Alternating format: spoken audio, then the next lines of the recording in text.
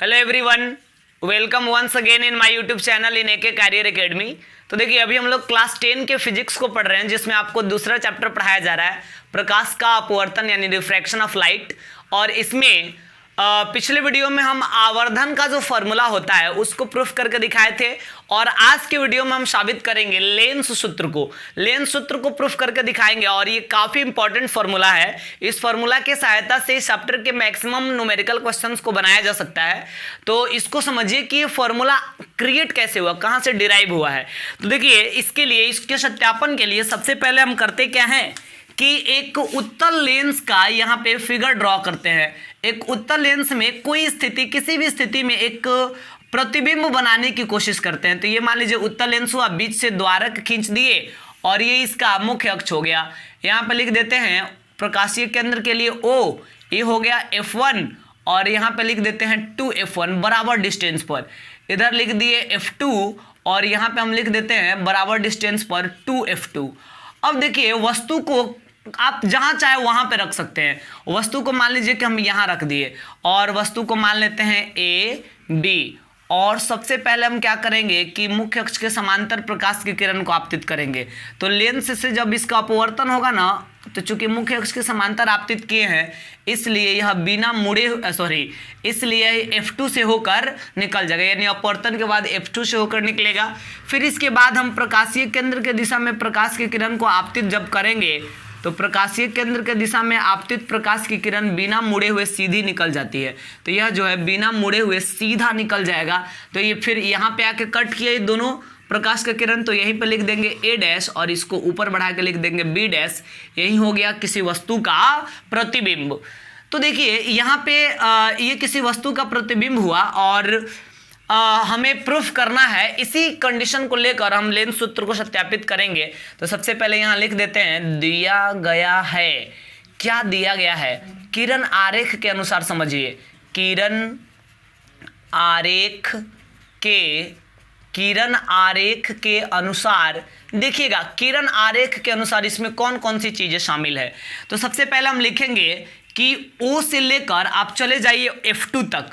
O से लेकर आ जाइए आप F2 तक, तो ये हो गया फोकस दूरी। क्योंकि फोकस तक पहुंच रहे हैं तो आप लिख सकते हैं किरण आरेख के अनुसार फोकस दूरी बराबर OF2 है, और इसको शॉर्टकट में आप F लिख सकते हैं।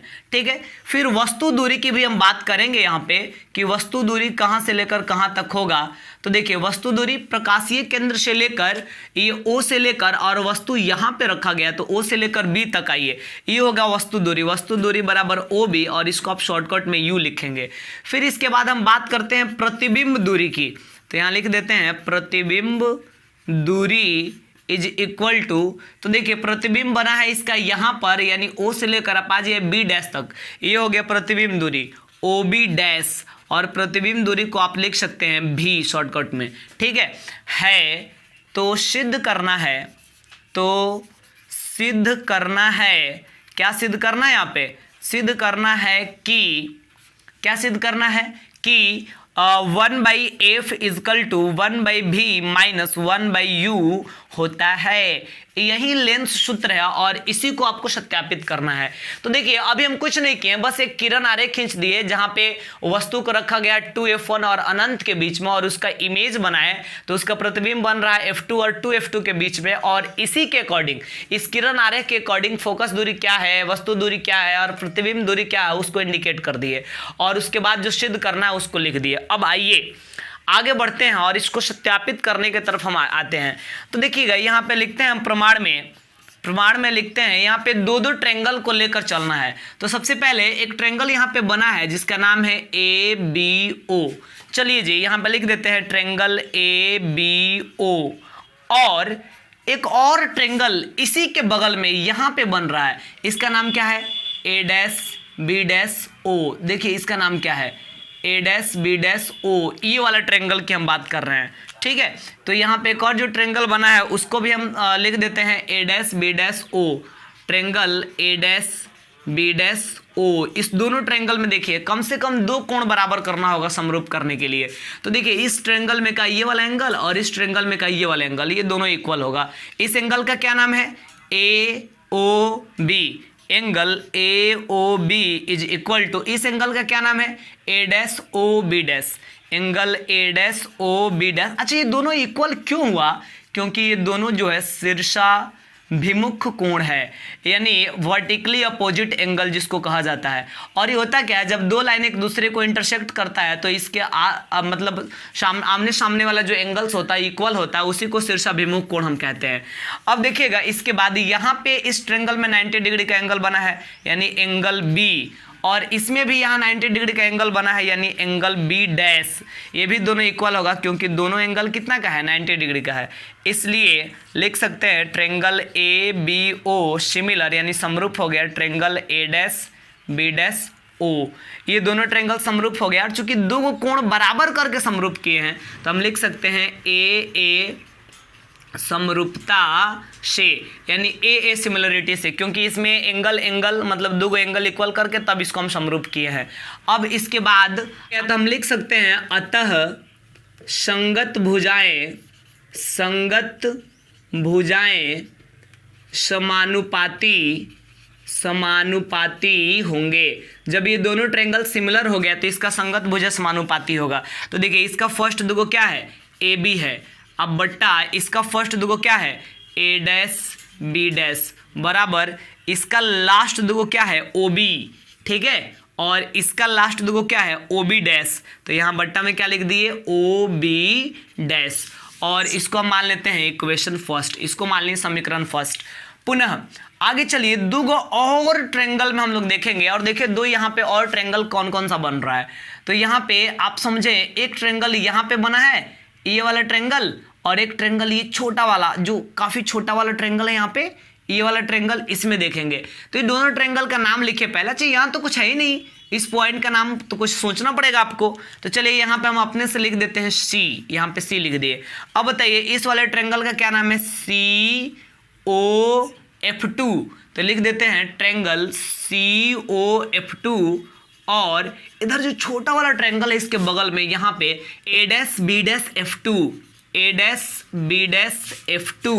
में, इस दोनों ट्रायंगल में अगर देखा जाए तो देखिए इस दोनों ट्रायंगल में क्या क्या कौन कौन कोण इक्वल है। तो इसमें का ये वाला एंगल और इसमें का ये वाला एंगल, ये दोनों शीर्षाभिमुख कोण है, ये वाला एंगल और ये वाला एंगल, तो ये दोनों बराबर होगा। इस एंगल का नाम क्या है, देखिए CF2O लिख दिए, एंगल CF2O बराबर एंगल, इस वाले एंगल का क्या नाम है, A-F2B डैश, A-F2B डैश। ये दोनों इसलिए बराबर हुआ क्योंकि दोनों क्या है, शीर्षाभिमुख कोण है। तो लिख दिए यहाँ ब्रैकेट में शीर्षाभिमुख कोण से। और आगे चलिएगा तो यहाँ पे 90 डिग्री का एंगल बनेगा, और यहाँ भी 90 डिग्री का एंगल बना है। तो यहाँ पे हम क्या लिखेंगे, COF2, angle COF2 is equal to, यहाँ पे A-B-F2, ये वाला एंगल A-B-F2, ये दोनों इक्वल हो गया क्योंकि दोनों एंगल कितना का है, 90 डिग्री का है, ठीक है। इसलिए triangle COF2 similar triangle A-B-F2, ये दोनों ट्रायंगल भी सिमिलर हो गया, अतः संगत भुजाएं समानुपाती होंगे। यहाँ पे हम लिख दिए अतः संगत भुजाएं समानुपाती होंगे।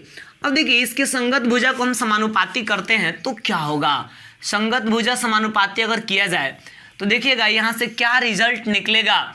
यहाँ हम लिख सकते हैं कि इसका फर्स्ट दुगो क्या है, CO, तो यहाँ लिख दिए CO। अब बट्टा इसका फर्स्ट दुगो क्या है, A-B डैश, तो लिख दिए A-B डैश, बराबर इसका लास्ट दुगो क्या है, OF2, तो लिख दिए OF2, और इसका लास्ट दुगो क्या है, B-F2, तो लिख दिए B-F2, ठीक है। अब आगे बढ़िए और समझिए कि ये जो CO हम लिखे हैं ना, CO के जगह पर अगर हम चाहें तो AB भी लिख सकते हैं। देखिए चित्र में CO ये वाला हुआ, और CO के जगह पर हम क्या लिख सकते हैं, AB भी लिख सकते हैं। कैसे भाई, क्योंकि ये दोनों समांतर रेखा है, और समांतर रेखा के बीच की जो लंबवत दूरी होती है ये क्या होती है, बराबर होती है। इसलिए CO और AB दोनों बराबर होगा, तो CO के जगह पर हम AB भी लिख सकते हैं। अब बट्टा नीचे क्या है, नीचे है A-B डैश, बराबर क्या है OF2। और ये देखिए B डैश F2 है ना, इसके जगह पर भी एक दूसरा चीज लिखेंगे। B डैश F2 के जगह पर क्या लिख सकते हैं, ये B डैश F2 है कहाँ, पहले ये समझिए। तो ये रहा B डैश F2, बस इतना दूर तक ये रहा B डैश F2। तो B डैश F2 के जगह पर आप क्या लिख सकते हैं, चित्र में देखकर खुद से समझिए, OB डैश माइनस OF2 इतना लिख सकते हैं। OB डैश का मतलब क्या, यहाँ से लेकर यहाँ तक आ जाइए तो ये हो गया OB डैश, और इसमें से अगर OF2 को घटा दे, मतलब ये टोटल में से अगर इतना घटा दे OF2 को, तो क्या बचेगा, B डैश F2 बचेगा। तो B डैश F2 की जगह पर हम इतना लिख सकते हैं। इसको मान लेंगे समीकरण सेकंड। अब यहाँ लिखते हैं समीकरण फर्स्ट तथा सेकंड से, समीकरण फर्स्ट और सेकंड दोनों का यूज करके। और देखिए हम क्या करते हैं कि फर्स्ट में आपको LHS में क्या दिख रहा है, AB बटा A डैश B डैश, और यहाँ भी LHS में आपको क्या दिख रहा है, सेकंड में भी यही है, फर्स्ट में भी यही है, AB बटा A डैश B डैश, यहाँ भी AB बटा A डैश B डैश। तो दोनों का LHS क्या है, इक्वल है, इसलिए दोनों का RHS भी क्या हो जाएगा, इक्वल हो जाएगा। तो इसका RHS क्या है, OB बटा इसका RHS क्या है, OB डैश, बराबर इसका RHS क्या है, इसका RHS है आपका OF2, अब बट्टा नीचे क्या है, OB डैश माइनस OF2। तो देखिए चूंकि दोनों समीकरण का LHS इक्वल था, इसलिए दोनों का RHS भी हम इक्वल कर दिए। अब आगे बढ़ते हैं और देखिएगा यहाँ पे हम आपको समझा दें, यहाँ भी आपको निर्देशांक चिन्ह परिपाटी का प्रयोग करना है। तो यहाँ पे हम लिख देते हैं निर्देशांक, यहाँ पे लिख देते हैं निर्देशांक चिन्ह परिपाटी, निर्देशांक चिन्ह परिपाटी का प्रयोग करते हुए, निर्देशांक चिन्ह परिपाटी का प्रयोग करते हुए। तो देखिए यहाँ OB का मतलब आप क्या समझ रहे हैं, तो देखिए OB का मतलब क्या है, वस्तु दूरी, OB का मतलब है वस्तु दूरी, जिसको शॉर्टकट में U लिखते हैं। और चूंकि OB इस साइड है इसलिए माइनस U लिखेंगे, ठीक है। अब बटा OB डैश का मतलब क्या होगा, तो OB डैश का मतलब होगा प्रतिबिंब दूरी भी, तो OB डैश के जगह पर भी लिख सकते हैं, और OB डैश चूंकि उस साइड है इसलिए प्लस भी होगा, बराबर OF2। तो OF2 का मतलब क्या है, OF2 का मतलब है फोकस दूरी, और OF2 ये भी उसी साइड है इसलिए इसको भी प्लस में लिखेंगे, प्लस F। अब बटा OB डैश, फिर आ गया OB डैश, तो OB डैश का मतलब क्या, प्रतिबिंब दूरी, तो प्लस भी, आई माइनस है तो माइनस, OF2 का मतलब फिर फोकस दूरी ना होगा, OF2 का मतलब, तो यहाँ पे F लिख दिए। अब यहाँ पे तिरछा तिरछी गुना करेंगे तो V में F से गुना होगा तो हो जाएगा VF is equal to minus U से दोनों में तो होगा माइनस UB, अब माइनस U में माइनस F से करेंगे तो क्या हो जाएगा, प्लस UF, ठीक है, ये इतना हो जाएगा। अब इसके बाद हम क्या करेंगे कि यहाँ भी, यहाँ आप एक काम कीजिए, माइनस UB जो है ना इसको इधर ला दीजिए, तो इधर आएगा तो क्या हो जाएगा, प्लस UB, अब बराबर उधर क्या बचा है UF, और ये VF प्लस में, इधर आएगा तो VF क्या होगा, माइनस में। अब एक काम करना है बस, लास्ट स्टेप, दोनों तरफ UVF से भाग देने पर आप दोनों साइड क्या कर दीजिए, UVF से भाग दे दीजिए। यानी देखिए यहाँ पे UV दिख रहा है ना, यहाँ पे क्या है, एक मिनट, यहाँ पे माइनस UB था तो इधर आया तो क्या हो गया, प्लस UB हो गया। तो इधर देखिए क्या है, UB है, इधर क्या है, UF है, अब माइनस क्या है, VF है। आपको दोनों तरफ क्या करना है, UVF से भाग देना है। भाग क्यों दे रहे हैं अभी समझ में आएगा। यहाँ UVF से भाग दे दिए, UVF से भाग दे दिए, UVF से भाग दे दिए, तो देखिए UV से UV कट जाएगा, UF से UF कट जाएगा, VF से VF कट जाएगा, तो क्या बचा, ऊपर कुछ नहीं बचा तो 1 और नीचे क्या लिखेंगे, F, बराबर ऊपर कुछ नहीं बचा तो 1 और नीचे क्या बचा, V, माइनस ऊपर कुछ नहीं बचा तो 1 और नीचे क्या बचा, U। तो बस आ तो गया 1/F equal to 1/V minus 1/U, यही फॉर्मूला यहाँ सिद्ध करना था, 1/F equal to 1/V minus 1/U। तो यहाँ पे लिख देंगे प्रूव्ड, यानी जो हमारा फॉर्मूला है ये सत्यापित हो गया। तो इस वीडियो में हम इतना ही रहने देंगे। आज के वीडियो में हम लेंस सूत्र को सत्यापित किए और उम्मीद करते हैं कि आपको ये पूरा वीडियो समझ में आया होगा। और आपको अगर पूरा क्लियर नहीं है तो इस वीडियो को 1-2 बार और देखिए ताकि ये फॉर्मूला अच्छा से समझ में आ जाए। और इस वीडियो को अधिक से अधिक शेयर भी कीजिए ताकि जो क्लास 10 के छात्र हैं जिसको ऐसे बड़े बड़े कॉन्सेप्ट से और ऐसे फॉर्मूला सत्यापित करने वाले जनरली जो क्वेश्चंस होते हैं जिसको डर लगता है और उसके लिए भी आसान बन सके। तो इस वीडियो में हम इतना ही रहने देंगे और अगले वीडियो में इसी चैप्टर के जो इंपॉर्टेंट न्यूमेरिकल्स है उसको हम सत्यापित करेंगे।